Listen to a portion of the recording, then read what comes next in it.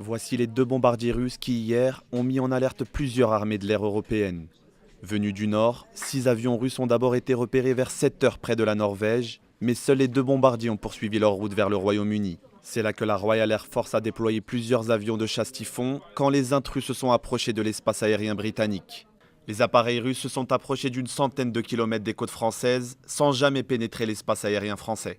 Ils sont finalement interceptés par des appareils militaires français, 2 Mirage 2000 décollés spécialement de l'Orient pour pouvoir les intercepter et les escorter. Jugées provocatrices par les Occidentaux, ces intrusions russes se multiplient ces dernières années. Non, la présence russe, c'est tout simplement pour faire une démonstration de force de leur capacité, qui ne cesse de s'améliorer. Ils veulent s'affirmer en tant que puissance mondiale. Et dans ce cadre-là, ils n'hésitent pas à côtoyer nos côtes sans survoler notre territoire national. Mais on est bien sûr contraint et obligé de pouvoir intervenir pour montrer qu'on est systématiquement présent à partir du moment où ça peut toucher la souveraineté de notre espace aérien. Donc c'est bien l'objectif de notre posture permanente de sûreté. Contrairement aux précédents incidents de ce type, le ministère de la Défense a immédiatement communiqué. Il s'agit là de la 4e interception de bombardiers russes au large des côtes françaises en moins de 2 ans.